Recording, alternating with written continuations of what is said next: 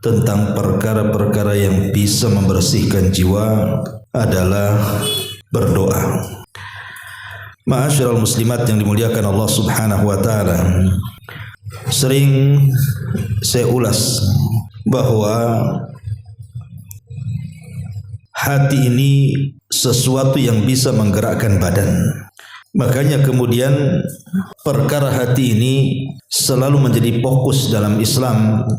Kita lihat bagaimana doa-doa yang diajarkan Nabi Shallallahu Alaihi Wasallam itu hampir secara keseluruhan itu bicara soal hati. Contoh saja yang disebutkan di beberapa hadis Nabi Shallallahu Alaihi Wasallam. Hadis yang dikeluarkan Imam Muslim dari Zaid ibn Arqam radhiyallahu an.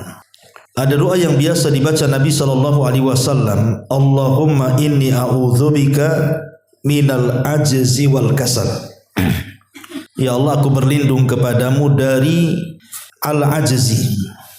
Ajzi itu artinya kelemahan. Wal kasali, dan kemalasan. Wal jubni wal bukhli, kepengecutan dan juga kebakhilan. Tentu empat perkara ini terkait dengan hati.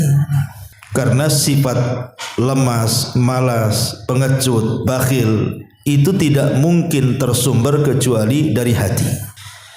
Makanya kenapa kemudian Nabi SAW berlindung dari empat perkara ini, supaya hati kita ini bersih.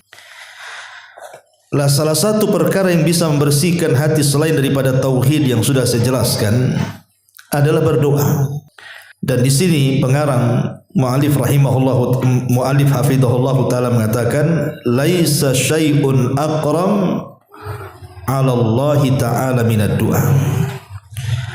Tidak ada sesuatu yang lebih istimewa di hadapan Allah Subhanahu wa taala melebihi berdoa. Karena tadi salah satu yang bisa membersihkan jiwa itu adalah doa.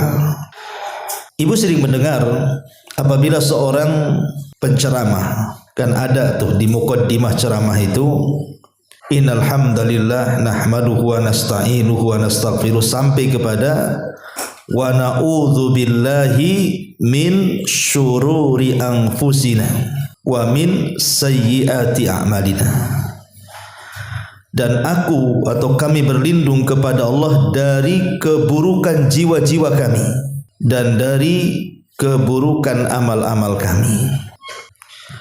Itu selalu Nabi Shallallahu Alaihi Wasallam membawakan khutbatul hajah ini untuk mengingatkan bahwa membersihkan jiwa itu sangat penting sekali. Makanya Rasul selalu memukadimahi setiap ceramahnya dengan kalimat wa na'udzu billahi min syururi anfusina. Kami berlindung kepada Allah dari keburukan-keburukan jiwa-jiwa kami. Lihat bagaimana Rasul berlindung kepada Allah. Kalau sekelas Nabi saja berlindung supaya jiwanya dibersihkan oleh Allah Azza wa Jal, apalagi kita yang kita ini tidak ada jaminan dari Allah Subhanahu wa taala, tentu lebih harus lagi berlindung kepada Allah dari keburukan jiwa-jiwa kita. Karena di dalam jiwa kita itu ada hawa nafsu. Hawa nafsu inilah yang kemudian mendorong kita untuk melakukan maksiat. Makanya Allah mengatakan wa innan nafsa la ammaratun bisu. Jiwa ini terkadang mendorong seseorang untuk melakukan keburukan. Kenapa kemudian Islam itu sangat menganjurkan untuk terus senantiasa berdoa kepada Allah Azza wa Jal supaya kita bisa menyetir hawa nafsu. Dengan doa kita itu supaya terkontrol hawa nafsu. Karena hakikat doa itu artinya kita mengembalikan sesuatu kepada Allah dan merasa rendahnya kita di hadapan Allah, merasa hinanya kita di hadapan Allah, merasa miskinnya kita di hadapan Allah, sehingga kita meminta kepada Allah. Jadi doa itu termasuk senjata bagi seorang mukmin dalam membersihkan jiwa.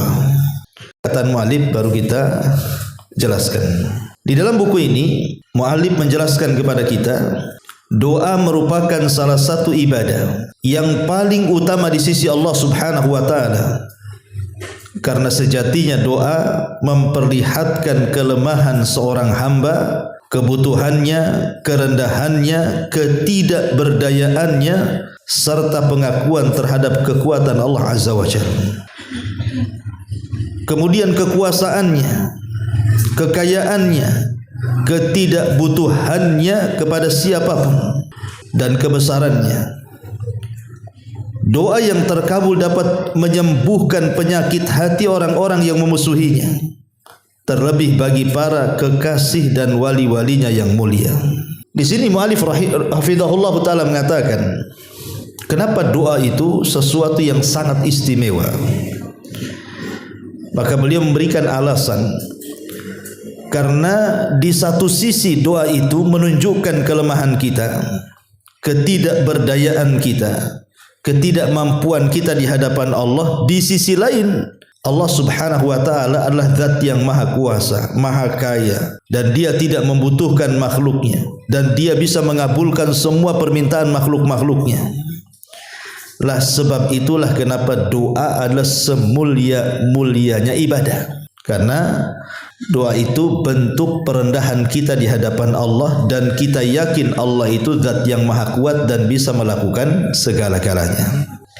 Kemudian beliau mengatakan juga, doa memiliki pengaruh yang besar dalam terkabulkannya pintu-pintu kebaikan. Sebagaimana dikatakan oleh Syekhul Islam Ibnu Taimiyah dalam wasiatnya kepada kepada Abul Qasim Al-Maghribi, kata beliau Ibnu Taimiyah, doa adalah kunci segala kebaikan. Doa itu adalah kunci segala kebaikan. Kalimat ini ini bukan kalimat biasa, ini kalimat luar biasa. Ibu masuk rumah saja kalau nggak ada kuncinya, Bu, nggak bisa masuk rumah. Ibu naik mobil, pintu mobil tertutup, terkunci, nggak ada kuncinya, nggak bisa masuk mobil. Masuk kemana saja, Bu, kalau nggak ada kuncinya itu nggak akan bisa masuk kita di dalamnya. Lah begitulah doa itu, kata Ibnu Taimiyah rahimahullahu taala, dia adalah kunci untuk membuka segalanya. Makanya jangan segan-segan dan jangan malas untuk berdoa, karena doa. Contoh umpamanya pagi-pagi kita sudah bangun, kemudian melangkahkan kerja. Lah sebelum kaki kita melangkahkan untuk beraktivitas itu, Bu, entah ibu mau ke pasar, entah suami mau kerja, entah anak mau sekolah, ya, cobalah dimulai hari itu dengan doa. Karena kita tidak tahu namanya perjalanan hidup itu. Contoh umpamanya bekerja itu kan mesti ada risiko, nggak mungkin orang bekerja tidak ada risiko, Bu. Entah kecelakaan di jalan, entah bermasalah di kantor, di perusahaan, di PT, atau apalah nama kerjanya kan. Atau anak sekolah juga jauh melintas jalan, entah ketabrak, entah apa, kan kita tidak tahu. Kita ini tidak tahu apa yang terjadi satu hari ini. Lah karena kita tidak tahu kebaikankah ataukah mendapatkan keburukan, disitulah pentingnya berdoa tuh.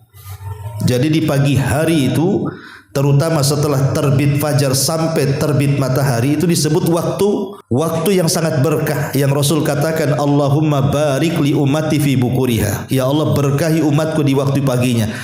Disitulah kita berdoa supaya kebaikan satu hari itu diperoleh kita, gitu maksudnya. Itu kata Syekhul Islam Ibnu Taimiyah rahimahullahu taala. Kemudian juga beliau mengatakan, setiap kebaikan yang engkau harapkan untuk dirimu sendiri, serta setiap keinginan untuk meraih kebaikan dunia dan akhirat, maka mohonlah kepada Allah, berlabuhlah kepadanya demi mendapatkan dan menggapai keinginan Anda. Allah telah berjanji akan mengabulkan orang yang berdoa dan memohon pertolongan kepada Allah Subhanahu wa taala. Bu, tidak ada yang tahu nilai sebuah doa itu kecuali para nabi dan juga orang-orang yang mengikuti nabi. Nabi Ayub alaihi salatu wassalam adalah nabi yang disebut dengan Imamus Sabirin, imamnya orang-orang yang sabar. Jadi kalau ibu ingin mencontoh kesabaran, contohlah Nabi Ayub. Jadi Nabi Ayub alaihi salatu wassalam itu Allah takdirkan, Bu, diuji dengan ujian yang sangat singkat. Seluruh kekayaannya ludes. Ketika seluruh kekayaannya habis, diuji lagi, Bu. Semua anak laki-lakinya meninggal dunia.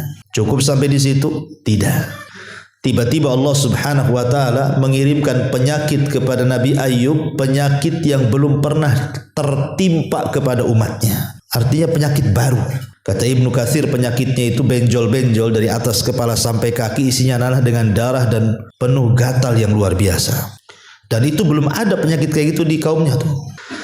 Sehingga kemudian tidak sampai di situ, lambat laun kaumnya Nabi Ayub ini akhirnya mulai meninggalkan Ayub. Kan disangka penyakit yang diderita Ayub itu menular. Akhirnya kemudian masyarakat pun mulai meninggalkan satu.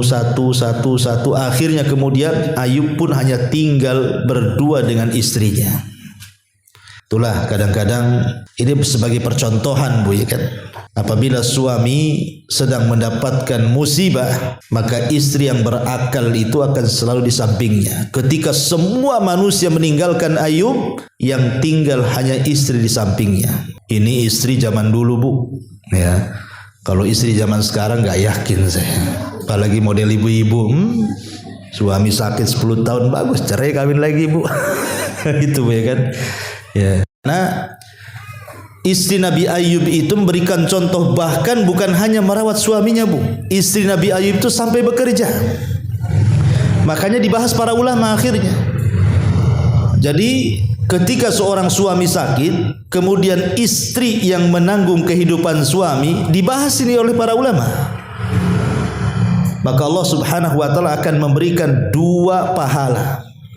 Pertama, pahala berbakti kepada suami, yang kedua pahala bersedekah kepada suami. Tapi dalam kondisi suami sakit, ini enggak, suami sehat kerja juga dia. Ya enggak dapat pahala lah, Bu. Ya. Pahala apa? Dia nabung sendiri. Ya. Kecuali kalau seandainya memang dia seperti istri Nabi SAW itu, siapa namanya? Zainab bintu Huzaimah. Zainab bintu Huzaimah itu punya pekerjaan, Bu. Dia ada yang mengatakan tukang jahit, ada yang mengatakan tukang menyama, dan macam-macam lah riwayat itu. Tapi yang jelas bahwa di antara istri si Nabi SAW itu yang punya pekerjaan, yang bekerja di rumah itu adalah Zainab bintu Huzaimah. Sehingga dia selalu pegang uang, Bu. Dan dia suka memberi, dengan kekayaannya itu membantu para fuqara wal masakin. Makanya digelari Ummul Masakin. Ya, dia digelari Ummul Masakin, ibunya orang-orang miskin. Itu Zainab bintu Huzaimah, itu salah satu istri Nabi itu. Ya, betul-betul dia mencari kerja sampingan itu ya untuk membantu fuqara wal masakin. Tapi sayang dia umurnya tidak panjang. Ketika menikah dengan Rasul hanya beberapa bulan kemudian meninggal dunia. Kembali kepada kisah Nabi Ayub. Jadi Nabi Ayub alaihi salatu wassalam ini terpaksa akhirnya, karena dia sudah dijauhi oleh orang-orang kampung, makanya kemudian dia keluar buat tenda di perbatasan desa lah mungkin bahasa kitanya, menjauh dari orang. Kemudian ada 2 kawannya Nabi Ayub itu yang masih setia. Ya, karena semasa Nabi Ayub sehat, Nabi Ayub berbuat baik kepada 2 orang kawannya ini, sehingga masihlah terkadang datang ke gubuknya, nengok dan begitu seterusnya. Masalahnya 2 orang kawannya itu entah apa masalahnya, bercakap-cakaplah keduanya, ngobrol. Kata salah satunya mengatakan, lihat tuh Ayub tuh, kok nggak ada ya tanda-tanda penyakitnya mau disembuhkan. Jangan-jangan dia dikutuk Allah katanya. Kata kawannya, kau kalau ngomong hati-hati gitu. Iya, kalau memang Nabi Ayub itu tidak dikutuk Allah, ya sembuhkanlah. Minimalnya adalah benjolan-benjolan dia yang sembuh. Ini yang ada makin parah katanya. Jangan-jangan Ayub itu melakukan dosa yang tidak pernah dilakukan kaumnya pula katanya. Lah, bisikan-bisikan kawan-kawan 2 kawannya ini kedengaran pula sama Ayub. Entah gimana caranya Ayub dengar. Dari situ sedih Ayub. Karena dia tidak pernah merasa berbuat dosa. Karena sedihnya itulah dia akhirnya berdoa kepada Allah, yang doanya diabadikan dalam Quran. Apa doanya? Rabbi inni massaniyadh-dhurr wa anta arhamur rahimin. Ya Rabb, aku tahu bahwa semua madarat itu yang menimpakan dirimu kepadaku. Tapi aku tahu juga bahwa tidaklah engkau memberikan madarat kepadaku kecuali engkau sayang denganku. Anta arhamur rahimin, engkau zat yang maha penyayang dari seluruh hamba-hambamu penyayang. Seolah-olah kalau dibahasakan bahasa saya itu, gak apa-apa ya Rabb, kalau engkau memang hendak memberikan ujian dengan menimpakan penyakit kepadaku, tidak ada masalah, karena aku tahu ini bentuk sayangmu kepadaku. Ya, karena ujian itu bentuk sayang Allah kepada hambanya. Ketika kemudian Ayub berdoa seperti itu kepada Allah Azza wa Jalla, selang beberapa waktu setelahnya, tiba-tiba Allah sembuhkan penyakitnya. Tiba-tiba Allah datangkan kekayaannya. Tiba-tiba Allah lipat daripada sebelumnya. Lihat, inilah kata ulama, lihat bagaimana nilai sebuah doa. Nah, inilah maksudnya kita mau menjelaskan tentang nilai sebuah doa, bahwa doa itu bisa mengembalikan nikmat yang hilang.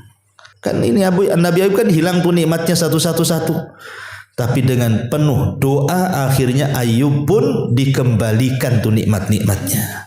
Maka ibu yang dulu pernah diberikan nikmat oleh Allah Azza wa Jalla kemudian dihilangkan, bisa dikembalikan oleh Allah dengan cara apa? Berdoa. Kemudian bersyukur. La in syakartum la azidannakum. Ini salah satu contoh kisah. Contoh yang lain umpamanya, kisah Nabi Yunus alaihi salatu wassalam. Nabi Yunus alaihi salatu wassalam itu berdakwah di kaumnya luar biasa, siang malam. Tetapi Allah Subhanahu wa taala takdirkan, memang namanya fitrah dakwah, bu, kadang diterima kadang ditolak kan. Lah kaumnya Nabi Yunus ini tidak ada satupun yang menerima dakwahnya itu. Satu Nainawa, satu Irak, itu tidak ada yang menerima dakwahnya Nabi Yunus. Akhirnya kemudian Yunus kecewa dan mengatakan, aku akan berdoa kepada Allah. Ku jamin sebelum 3 hari azab akan menimpa kalian, katanya. Ketakutan kaumnya. Lah Nabi Yunus alaihi salatu wassalam karena sudah marah sama kaumnya, akhirnya meninggalkan kaumnya, bu, tanpa tahu bahwa umatnya tuh sudah bertobat tuh. Ditinggalkan aja kaumnya tuh.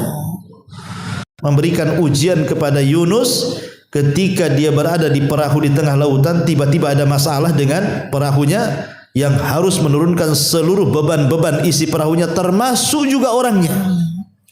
Akhirnya Yunuslah salah satu orang yang dikeluarkan dari perahu itu untuk mengurangi beban. Rupanya Allah sudah siapkan satu ikan yang menyambar Yunus alaihi salam. Bayangkan secara logika, bu, ketika orang dimakan ikan dan berada di perut ikan, pasti mati lah, nggak mungkin nggak mati. Gimana nggak mati? Dia terlilit 3 kegelapan tuh, kegelapan perut ikan, kegelapan dasar lautan, kegelapan tengah malam, apa enggak rungsep hidup kita itu, ya pasti megap-megap lah, bukan? Jangankan lagi hidup di 3 kegelapan, ibu ndak punya uang aja megap-megap kan, bukan? Itu baru uang tuh, ya kan? Nah, jadi secara logika Nabi Yunus terus mati sebenarnya, tetapi kan kehidupan dan kematian itu kan Allah yang kasih, bu. Yunus alaihi salatu wassalam hanya bisa berdoa kepada Allah Subhanahu wa taala, la ilaha illa anta subhanaka inni kuntu minadh dhalimin. Doanya juga diabadikan dalam Quran. Akhirnya kemudian Allah Subhanahu wa taala selamatkan Yunus, akhirnya bangkit pun dan kembali kepada Nainawa. Tiba-tiba satu umatnya beriman semuanya. Tidak ada umat satu nabi yang semuanya beriman, bu, kecuali umatnya Nabi Yunus. Kalau umat nabi-nabi yang lain ya ada yang beriman, ada yang kufur. Kalau Nabi Yunus ini tidak. Itu satu Nainawa beriman semua, bu. Subhanallah ya, luar biasa. Ini kembali bahwa lihat bagaimana nilai sebuah doa. Doanya Nabi Yunus bisa menyelamatkan nyawanya. Akhirnya ditumpahkan oleh laut, oleh ikan paus dan diselamatkan oleh Allah Azza wa Jalla. Itulah yang saya katakan nilai sebuah doa. Nilai sebuah doa. Atau contoh ya yang ketiga saya mudahkan. Contoh ini terjadi di zaman para tabi'in.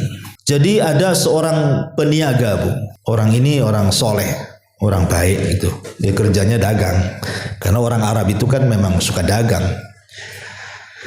Jadi satu hari adalah orang yang menawarkan jasa angkut barang. Kalau zaman sekarang ya travel lah gitu ya. Kalau zaman dulu kan angkut barang pakai unta atau pakai keledai. Datang dia kepada orang soleh pedagang ini. Mau nggak barang-barangmu ku angkut lewat travelku gitu ya. Berapa harganya? Sekian. Oh murah tuh. Karena kemudian murah mau dia. Berangkatlah kemudian orang soleh ini dengan jasa angkut barang itu. Entah kenapa Bu, kok jalannya beda gitu ya. Biasanya jalan yang dilalui itu bukan jalan ke situ. Ya jalan biasa orang-orang ma'ruf kayak kita dari sini ke Batam Center atau ke Tiban kan ma'ruf jalannya ya lewat Temiang atau lewat, kalau dari sini ke Batam Center bisa lewat Muka Kuning, ma'ruf lah jalannya. Ini enggak Bu. Jadi jasa pengangkut barang ini malah disasarkan ke padang pasir. Jadi orang soleh pedagang ini bingung dan mengatakan, Fulan, kenapa jalannya kok ke sini? Bukankah jalan yang betul ke sana? Dia mengatakan, oh ini tidak, ini betul dan ini jalan pintas katanya. Kalau bahasa kita jalan tikus, ya. Kalau jalan kucing kan kegedean Bu. Jadi ya udahlah percaya saja karena kan dipikir dia memang travel gitu ya, punya jasa ngangkut barang, biasa ngangkut jasa orang, percaya dia. Tetapi masalahnya ketika di tengah padang pasir ini, kok makin jauh ke tengah padang pasir, makin jauh makin gak ada jalan, dan sepanjang jalan itu dia melihat ada tengkorak, tulang kaki, tulang tangan, tengkorak kepala, macam-macam. Mulailah merinding nih orang soleh ini. Ini jangan-jangan bukan orang baik nih, orang jahat nih. Ya, jangan-jangan dia perampok pula, nyamar jadi travel. Akhirnya kemudian berhenti dari tengah padang pasir dan pengangkut jasa ini tiba-tiba mengeluarkan pedangnya. Kemudian mengancam orang soleh peniaga ini. Kata orang soleh ini, siapa kamu? Pasti kau perampok ya? Kemudian dia mengatakan, iya saya perampok. Karena ketakutannya orang soleh ini Bu, pedagang soleh ini, akhirnya dia mengatakan, ya sudah gini saja, kalau engkau ingin barangku, ambil semua barangku, tapi jangan kau ambil nyawaku, biarkan aku pulang, ambil semua barangku katanya. Tapi kata perampok, semua orang yang kurampok omongannya sama dengan kamu katanya, tapi tidak ada yang kau lepaskan, tetap kau bunuh juga katanya. Enak aja kau mau lepas katanya. Akhirnya kemudian bingung nih orang yang meniaga ini, kan anda bisa melawan. Dari situlah dia terpikir ingin sholat. Kemudian dia terpikir ingin sholat dan minta waktu untuk berwudu. Masya Allah, ini perompak baik pula nih, kasih kesempatan pula dia berwudu. Habis berwudu kemudian sholat. Yang namanya habis sholat mau dibunuh oleh perampok Bu, kira-kira Bu konsentrasi nggak tuh? Ibu datang perampok, kemudian nodongkan pistol, suruh baca surah Al-Fatihah. Hafal nggak tuh Bu? Kira-kira gitu ya. Pokoknya ini pistolnya di atas kepala. Ayo cepat baca surah Al-Fatihah. Apa nggak belepotan? Padahal hari-hari dibaca tuh Bu. Lah sama juga dengan orang yang sholat ini, dia habis sholat mau dibunuh. Jadi dia mau pusing nih, mau baca apa, surat apa gitu kan, nggak hafal. Terlintaslah satu ayat Bu. Apa ayatnya? Ammay yujibul mudtarra idza da'a wa yakshifu su' ila akhiril ayat. Siapa lagi orang yang akan mengabulkan orang yang kesulitan kecuali Allah? Amman yujibul mudtarra idza da'a. Jadi ayat itu aja yang diulang mumpung hafal. Tapi dia tidak sadar bahwa dia kan lagi kesulitan tuh. Sementara ayat itu bicara soal pengabulan Allah terhadap orang yang kesulitan. Pas pula ayatnya. Maka ketika dia ingat satu ayat itu diulang-ulang sama dia Bu, dalam sholatnya itu. Entah yang membawa dia kenapa mengulang-ulang, yang jadi ulang-ulang ayat itu. Sampai akhirnya Allah berikan ma'unah, berikan karomah. Karomah itu keanehan yang diberikan kepada para wali. Kalau sihir kepada tukang, kalau sihir kepada dukun, kalau mujizat kepada nabi, ya. Adapun karomah ma'unah itu kepada orang yang beriman. Tiba-tiba Bu, datang kuda entah dari mana datangnya, putih bersih dengan penunggangnya putih, membawa pedang di tangannya, melesat selesat-lesatnya, tiba-tiba kemudian memenggal kepala malaikat. Ya, ini kisah nyata disebutkan oleh Al-Imam Az-Zahabi rahimahullahu taala. Tapi lihat di sini kekuatan doa dalam solat. Karena orang ini kan lagi solat Bu. Solat itu apa sih artinya? Doa. Solat itu secara bahasa doa. Secara istilah dimulai dengan takbiratul ihram, diakhiri dengan salam. Dan isi solat itu ya doa semua tuh. Bayangkan, itulah nilainya sebuah doa namanya. Taib. Kemudian di sini pengarang mengatakan Allah telah berjanji akan mengabulkan orang yang berdoa dan memohon pertolongan kepadanya. Allah berfirman, dan Tuhanmu berfirman, berdoalah kepadaku, niscaya akan kuperkenankan doamu. Amirul Mukminin Umar bin Khattab radhiyallahu anhu berkata, aku tidak berkepentingan terhadap dikabulkannya doa. Yang terpenting bagiku ialah tetap berdoa. Jika aku terilhami untuk berdoa, maka aku yakin akan dikabulkan doaku. Lihat, ini contoh bagi kita, Bu. Jangan pikir soal pengabulan. Jangan banyak berpikir soal dikabulkan atau tidak sebuah doa itu. Tapi pikirkan kualitas doa. Ya, jangan berpikir, kenapa ya Allah tidak ngabulkan saya ya? Kok hari-hari saya berdoa, kok nggak nampak tuh pengabulan. Tetap aja saya kere, tetap aja saya begini, ya nggak sembuh penyakit saya, tetap anak saya nakal macam-macam. Jangan terpikir soal pengabulan, tapi berpikirlah soal kualitas doa. Terus yang dipikirkan itu kualitas doanya, dan itu adalah saran daripada Umar bin Khattab. Kalau doa kita ingin diijabah, perbaiki kualitas doanya. Apa sih syarat-syaratnya? Apa rukun-rukun? Diperhatikan. Kapan waktu-waktu mustajab, di mana tempat-tempat mustajab, perhatikan. Ya. Justru dengan memperhatikan doa itu sendiri, itulah penyebab mustajab doa tuh. Masyaallah muslimat yang dimuliakan Allah Azza wa Jalla, ini adalah saran daripada Umar bin Khattab radhiyallahu anhu. Kemudian juga diriwayatkan dari Mutarrib bin Syikir bahwasanya dia berkata, saya teringat tentang perkara yang menghimpun semua kebaikan. Dan ternyata kebaikan itu sungguh banyak. Di antaranya puasa, kemudian salat, dan ternyata semua itu berada di tangan Allah. Sedangkan dirimu tidak akan mampu meraih apa yang ada di tangan Allah kecuali dengan cara memintanya. Kemudian dia pun memberikannya kepadamu. Oleh karena itulah penghimpunan segala kebaikan adalah doa. Begini maksudnya riwayat ini, Bu. Yang punya harta itu siapa? Allah. Kita ini makhluk miskin. Kita brojol saja, gak bawa apa-apa kan, Bu ya. Di khitan pun tidak, gak pakai pakaian. Ada bayi yang kalah tuh. Wah, orang itu lahir kok udah ada pakaiannya tuh. Nggak ada. Orang itu lahir nggak ada pakaian, nggak di khitan, nggak pakai sandal. Coba kalau lahir pakai sandal, Bu. Ya.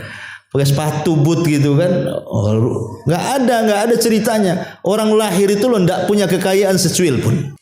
Kemudian terlahir pun mata pun nggak bisa lihat, telinga pun nggak bisa dengar, badan pun lemas. Baru sedikit-sedikit pandangan mulai tajam, telinga mulai mendengar, pikiran mulai berpikir, badan mulai kuat.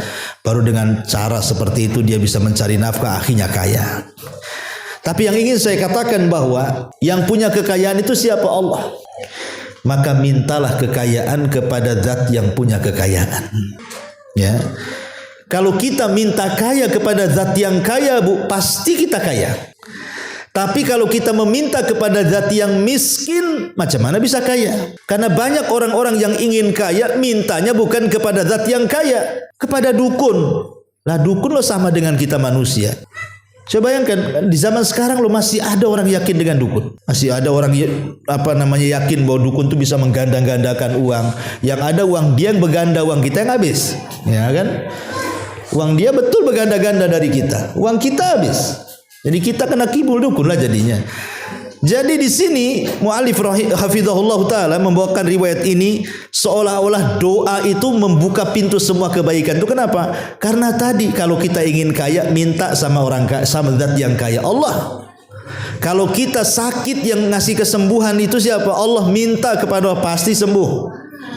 Kalau kita lagi stres, Bu, siapa yang ngasih ketenangan? Allah. Minta ketenangan kepada Allah. Apalagi kalau ibu lagi ada masalah, konflik dengan suami, dengan orang tua, dengan tetangga, yang menyelesaikan konflik itu Allah. Minta, Allah menyelesaikannya. Kan enak, Bu. Kalau ada masalah apapun di dunia, tinggal berdoa kok. Ya, dan yakin bahwa Allah Subhanahu wa taala pasti mengabulkan doa kita. Mustahil kalau Allah tidak mengabulkan doa kita. Pasti Allah mengabulkan doa kita. Cuman ada yang cepat pengabulannya, ada yang lambat, ya. Tetapi kenapa mu'allif rahimahullah ta'ala membawakan doa ini kepada bab tentang tazkiyatun nufus? Ya, di sini permulaannya. Di dalam kitab At-Tazkiyah bab kesucian jiwa, terdapat hadis sahih yang diriwayatkan dari Nabi SAW. Beliau berdoa dengan mengucapkan, Allahumma ati nafsi taqwaha wa zakkiha anta khairu man zakkaha anta waliyuha wa maulaha. Ya Allah, berikanlah ketakwaan pada jiwaku dan sucikanlah ia, karena hanya Engkaulah yang mampu untuk mensucikannya. Engkaulah yang menguasai dan Engkau, kata pengarang, mengandung isyarat dan peringatan bahwa kesucian jiwa itu di tangan Allah yang maha mengetahui hal-hal yang gaib. Dan kunci utamanya adalah doa, serta merasa sangat butuh kepada Allah Subhanahu wa taala. Sebab itulah doa yang kerap dibaca Nabi SAW adalah, Ya muqallibal qulub tsabbit qalbi ala dinik. Wahai zat yang membolak-balikan hati, tetapkan hatiku di atas agamamu. Ma'asyiral muslimat yang dimuliakan Allah Azza wa Jalla. Satu hari Umar bin Khattab radhiyallahu anhu, entah dari mana di tangannya itu membawa lembaran Taurat. Kemudian lewat di dekat Nabi. Kemudian Nabi bertanya, karena Umar kan nampak tuh bawa lembaran-lembaran. Kata Nabi, itu lembaran-lembaran apa wahai Ibnu Khattab? Maka Umar mengatakan, ini lembaran-lembaran Taurat wahai Rasul. Oh, marah Rasul. Ketika Umar membawa lembaran Taurat, marah Nabi dan mengatakan, amutahawwikun anta ya Ibnul Khattab? Apakah kau sudah bingung wahai Ibnul Khattab? Laqad taraktukum alal bayda lailuha kanahariha la yazigu anha illa halik. Kata si terang benerang malamnya seperti siangnya, yang tidak berpaling kecuali hancur. Kau enggak yakin pula dengan Islam sehingga kau bawa lembaran Taurat wahai Ibnul Khattab? Kata Rasul, lempar Taurat itu. Akhirnya oleh Umar pun dilempar. Lihat ketakutan Rasul kepada Umar. Kalau takut Umar jadi Yahudi. Padahal Umar ini orang cerdas. Nggak mungkin juga dia jadi Yahudi kan Tapi bukan nggak mungkin, bisa aja terjadi kan gitu. Makanya Nabi SAW sangat mewanti-wanti kepada Umar dengan bahasa usul itu namanya syaddud dari'ah namanya. Sedia payung sebelum hujan. Jangan sampai Umar terlampau memperdalam Taurat dan meninggalkan Quran sehingga terpengaruh dengan ajaran Yahudi dan meninggalkan Islam. Dan itu yang banyak di zaman sekarang ini. Ada mahasiswa-mahasiswa yang sok-sokan ya, jurusan filsafat atau apa gitu.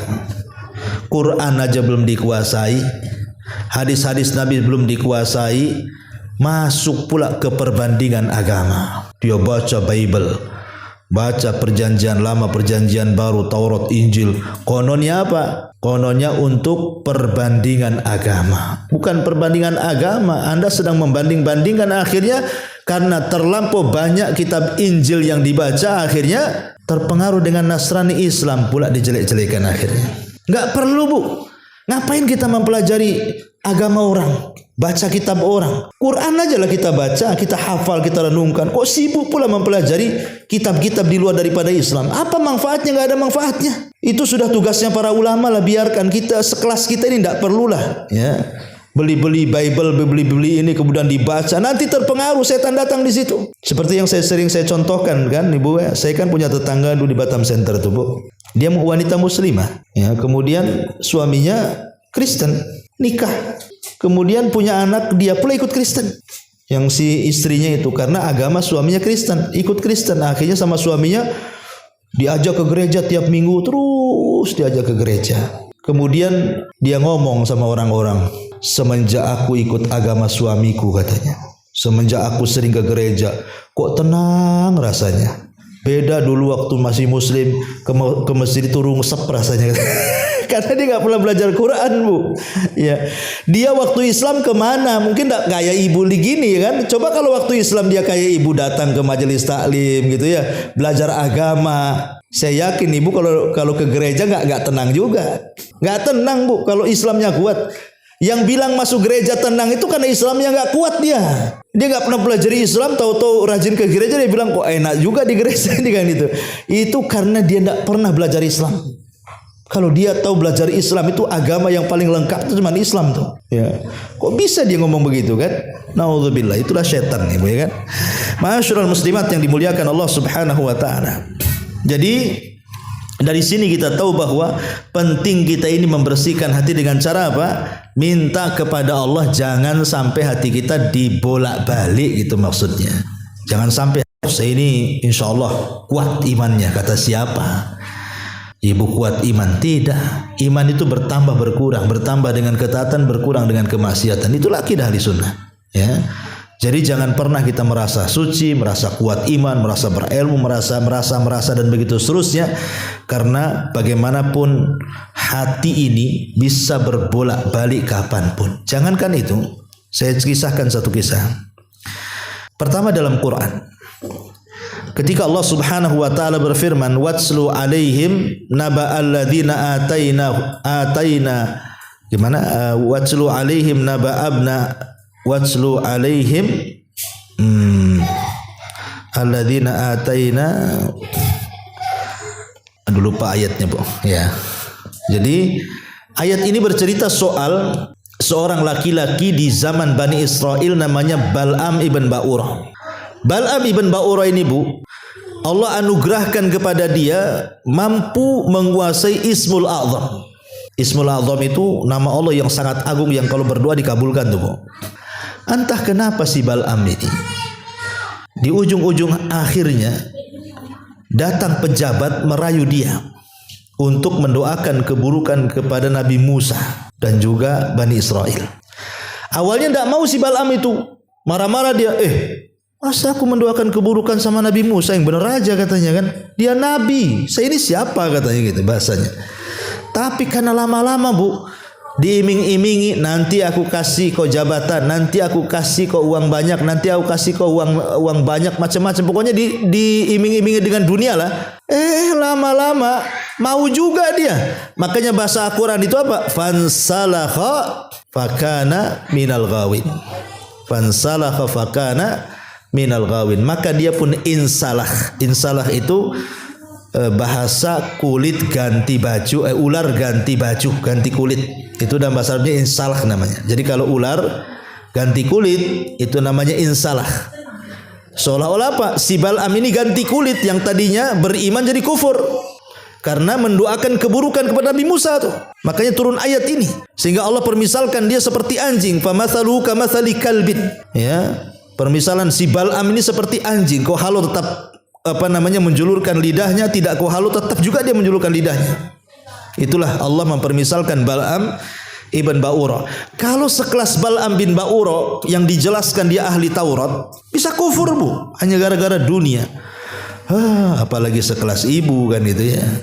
Makanya penting kita ini membekali dengan iman, dengan ilmu dan pengetahuan supaya jangan mudah terbolak-balik dan terombang-ambing hati yang sudah Allah berikan istiqomah. Makanya banyak berdoa, ya muqallibal qulub, tsabbit qalbi ala dinik. Wahai zat yang membolak-balikan hati, tetapkan hatiku di atas agamamu. Ummu Salamah pernah ngomong, Rasul, kenapa kok doa itu aja yang kau baca? Maka Rasul mengatakan, ya Ummu Salamah, kamu tahu enggak bahwa hati kita ini berada di jari jemari Allah Subhanahu wa taala, dan Allah Subhanahu wa taala akan membolak-balikan sesuai dengan yang ia kehendaki. Ma'asyiral muslimat yang dimuliakan Allah Azza wa Jalla, inilah diantara keterangan dari muallif bahwa doa itu bagian daripada tazkiyatun nafas. Tapi ada tambahan sedikit dari hadis Abdullah bin Mas'ud radhiyallahu anhu. Rasul mengatakan, Allahumma inni as'alukal huda wat tuqa wal afafa wal ghina.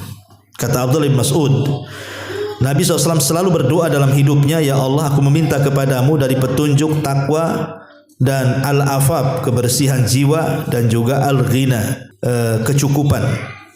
Di sini kata sebagian ulama, lihat bagaimana Nabi SAW mengumpulkan dalam satu doa. Pertama petunjuk, dan itu dengan ilmu yang bermanfaat.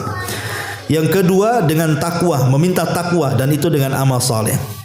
Yang ketiga tenangnya hati, dan itu dengan afaf. Afaf itu artinya menjaga diri untuk meminta-minta, dan juga dengan al-ghina billah, cukuplah Allah yang memberikan kekayaan tanpa harus meminta-minta kepada manusia, dan itu semua adalah amalan hati. Ya, baik huda, tuqa, afaf dan juga ghina, itu semua adalah amalan-amalan hati yang diajarkan Nabi sallallahu alaihi wasallam.